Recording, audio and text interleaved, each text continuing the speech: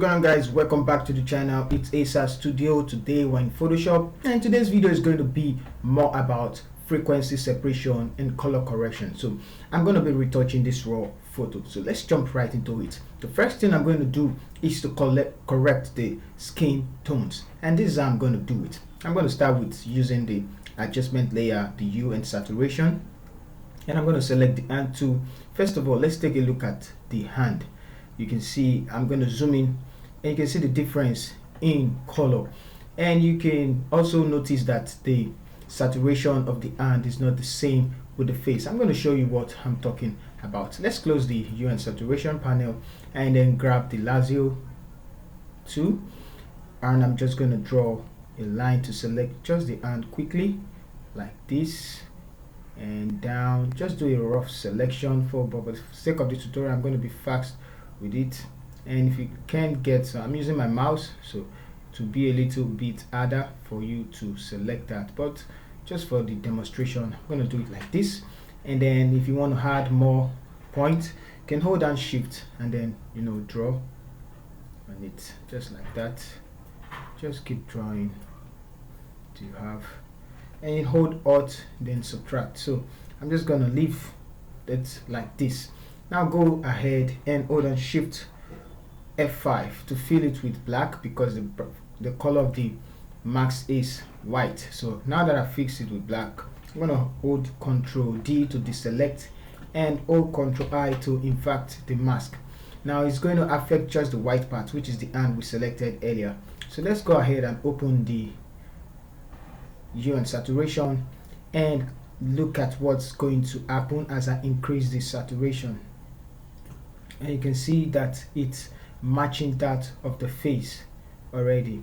And then you can just play with the hue, taking the hue forward and then increasing the saturation just a bit, so somewhere around there looks. So let's see before. You can see how white it looks.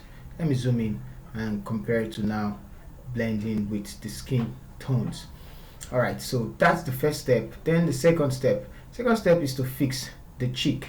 You can see that the cheek is red compared to below our chin and our neck, which is yellowish in color. So grab another adjustment, which is the hue and saturation, and then pick on the hand tool. I'm just going to select the cheek where the red part we want to correct, and we can see that the drop down here is already selected.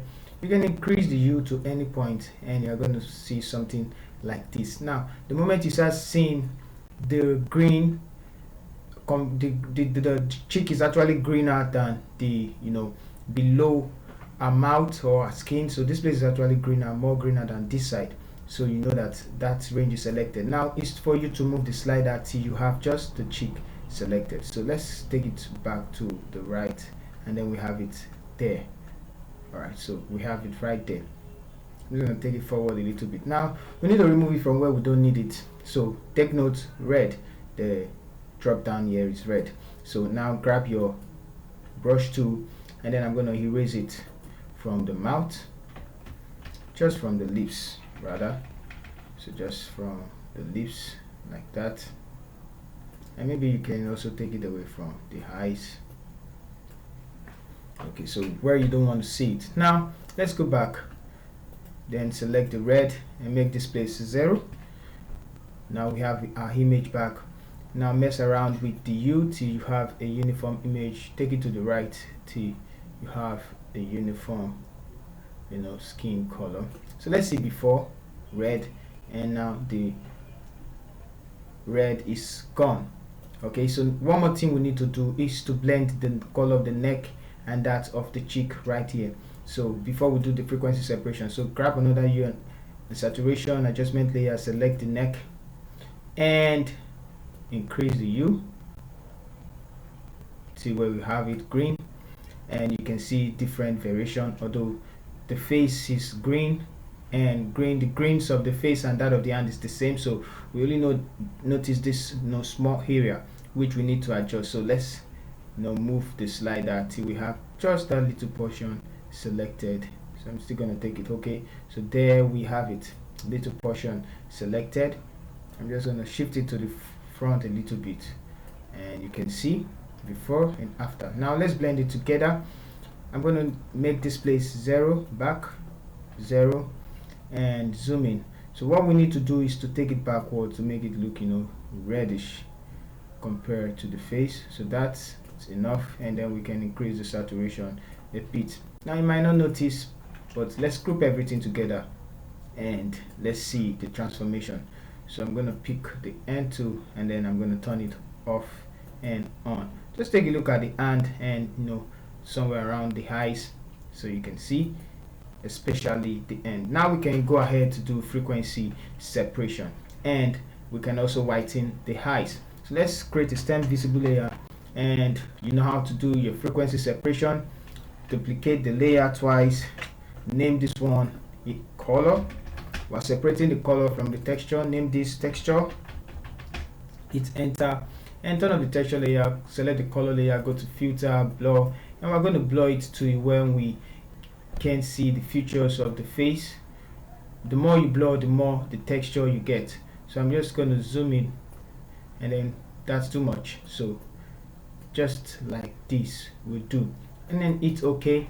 Select the texture layer, turn it on, go to image, apply image, and select from the layer, select color, and go to the blending mode, select subtract, and then it's OK. So you have this. You can see that the texture has been separated from the color. Now I'm going to change the blending mode of that texture layer to linear light, and we have our image back. Select the two layer, and then I'm going to group it. So this is our frequency separation layer. For the color, you have to use the mixer tool brush. I'm just trying to rush the video. You all know what frequency separation does. So for the texture, I'm going to use the clone stamp tool. And so let's start. I'm going to blend it, and then I'm going to come back to show you what I did. Alright, so welcome back. So I've done the frequency separation, and let's see the difference between what we have before. Let me zoom in, and you can see the before and then the after.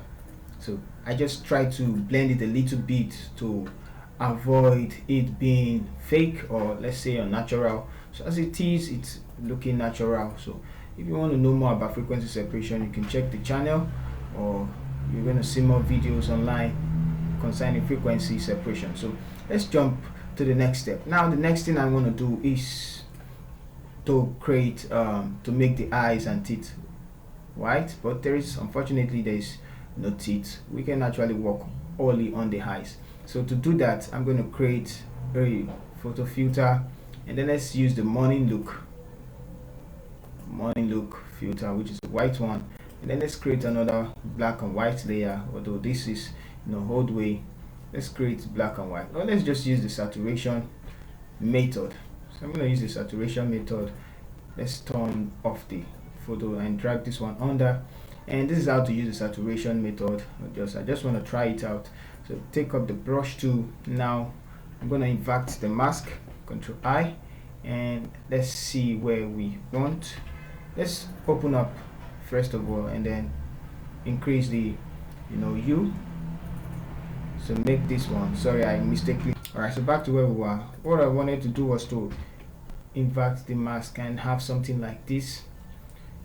Okay, so now you can see that the eyes is not selected. So let's try and select the eyes, just the eyes only. Ctrl Z and zoom in just where we want in the eyes, so somewhere there, and we can pick small this side and do this same as well. So something like this looks good. I'm gonna hit X and then cover just a little bit of those side and this place. Alright, so just like this. Okay, well, I'm done with that. I'm gonna invert the mask, Control I, and now it's affecting just the eyes, so we can desaturate it. So go ahead, open up the saturation, make this 0, and then desaturate it till you have the colors, all color gone, not too much, just a bit, and we can increase the brightness a bit. All right, so you can quickly see the before and then the after. But on the other hand, if you want to use the photo filter, let's use the photo filter method. For that one, you create a photo filter and create a black and white adjustment layer as well, and we're going to close it. After creating the two, I'm going to drag it above so we have it there, and I'm going to group the two together. Let's open up and then decrease the black and white, the fill, decrease it to this extent, and close the group, create a mask for the group, and invert, Ctrl I, and then you grab your brush tool and paint with white as foreground color, and then you have it like this. Decrease the size of the brush, and you can also decrease the hardness of the brush. I'm gonna do the same, X to paint and view those places, and then we have it like this. So we can zoom in and you can see the difference it makes. So before and then after, compared to this one, so before and after.